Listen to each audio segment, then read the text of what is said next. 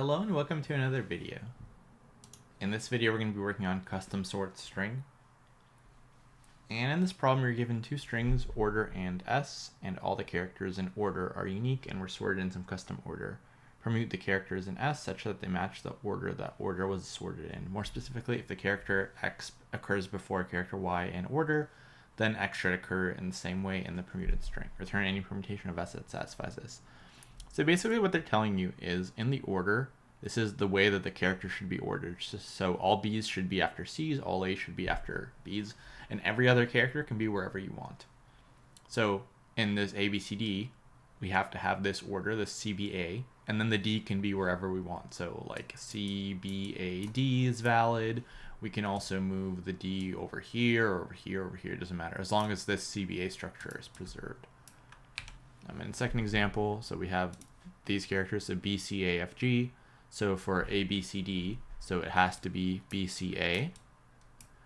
And then the D can be anywhere as well. So B, C, A, D, D, B, A, C, B, D, whatever. Like you can literally put it anywhere.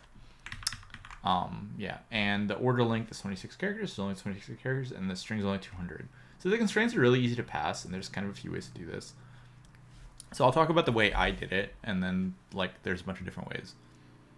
So what I did is I took every single character in the word and I made a counter, and I talked about this in previous videos. This is basically O of one space because obviously like the string is small as itself, but anyway, the reason why it's O of one space is because you only have 26 characters. So you take your string and you make a counter of all of the characters. So let's just say we have, for example, let's just say we have some random string with like 5 A's, 5 B's, 3 C's, 4 D's, and then maybe like, I won't write the numbers, but let's just say we have one of each. So like E, F, H, and Z. Let's say this is our counts. And let's say we go with this order, so this CBA order. So basically what we can do now is we can kind of take our string and split it into two parts.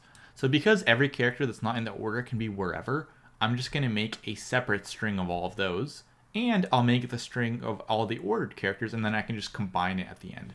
So let's walk through what this is going to look like for this example. So we go through all the characters in order and we check, are they in our counts dictionary? So we can actually just write this to make it easier. And what's the count? So for C, is it in our counts dictionary? Yes, it is. We have 3 of them. So we'll just make a string of 3 C's. And then I just stored all these in an array. So you have like 3 C's. Then for B's, are they in our counts? Yes, we have 5. So we'll make a string of 5 B's. So B, B, B, B, B. You could also, instead of making the string, you could like make the string later, but it doesn't really matter because the constraints are so small. Like you could say like you just have a B and 5 of them and so on, and you can build the whole thing at once, but it doesn't really matter. So we have a string of 5 B's. For A, we have 5 A's. This is our string A. So now our first part will be everything that's ordered. So we can just take this, join it, and get a string. So it'll be like 3 C's, 5 B's, and 5 A's. Then we go through the rest of our keys, and for everything that's not in here, then we add that to a string. So A is in our keys, so that's done. B is in our keys, that's done. C is in our keys.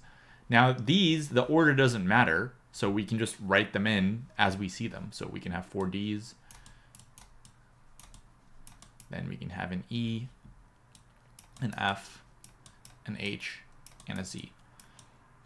And now this is our ordered section, and this is our unordered section. So as long as the characters in this are in this exact order, the rest of it can be wherever.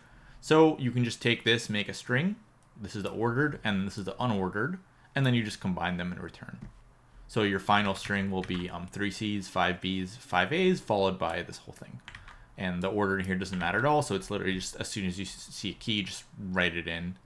And the constraints are very small, so it's super easy to pass. And there's like a bunch of ways to do it, but that is the nice way. Because your counter is O1 space, and I also put the characters that were in this order in a set instead. You don't have to, you can make an array just because it's so small anyway, but either one's fine. So let's take a look at the code. So here we have a counter, so we basically just make a dictionary of every character in S and its count. Then I made a set of all the characters in order. And then we have our two parts. So the first is the ordered characters, and the second is the unordered characters. Maybe you can name that a little bit better. But so then we just go through every character. So instead of going through every character in the string, like I said, we go through every character in the order, which is this thing here. And we just check, is it in the keys? So if it is in the keys, then we append a string to our first array of that character and the number of times it appears. And then after that, we go through all of our keys in our actual dictionary, so all of these, and we just check, is it in our ordered set? If it's not, then let's append it to our second array, and the order here doesn't matter. So the only order that matters is the order in the first array, because those have to follow a specific order. Then finally, we just join up the first array and we add the second array, and you can either do first plus second, or you could do like second plus first, doesn't matter. As long as this array is always consistent, where every other character goes, or in what order you put it in, doesn't matter at all. And so yeah, so we can run this. And like I said, the constraints are super easy, so you can kind of do whatever you want and pass here.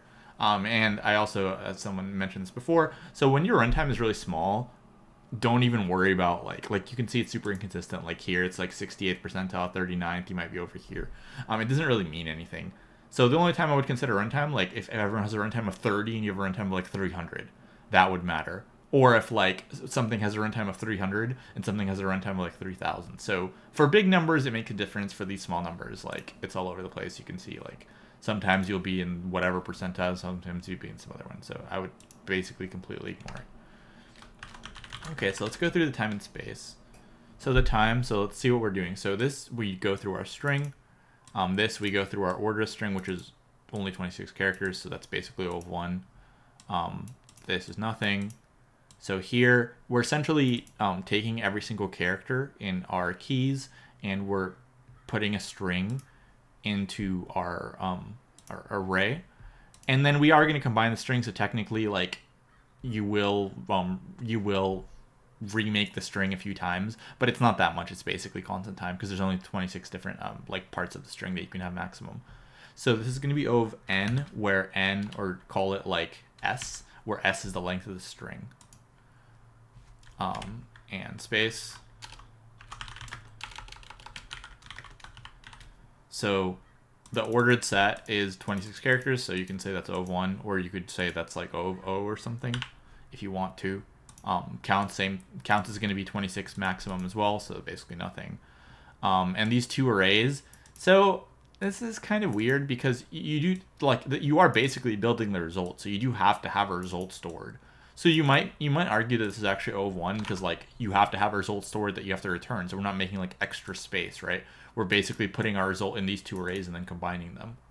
So I would say it's pretty reasonable to say this is O of 1 just because, like I said, you are putting your result in something and then just returning it. So yeah, I mean, you can build a string if you wanted to as well. That would be totally fine. It would just be a little bit slower. So you can like build this whole string and then add every item as you get to it, and you'll easily pass, obviously, because the constraints are so easy. But yeah, so I think that's going to be all for this one. Definitely a pretty easy one. Kind of just, you want to figure out what you want to do. And the main thing is you want to figure out some efficient way, like basically everything passes. So you just want like a decent, efficient way of doing this. And the one that I found to be the best is just go through all of these, build a string there, and then go through every other character and build a string there.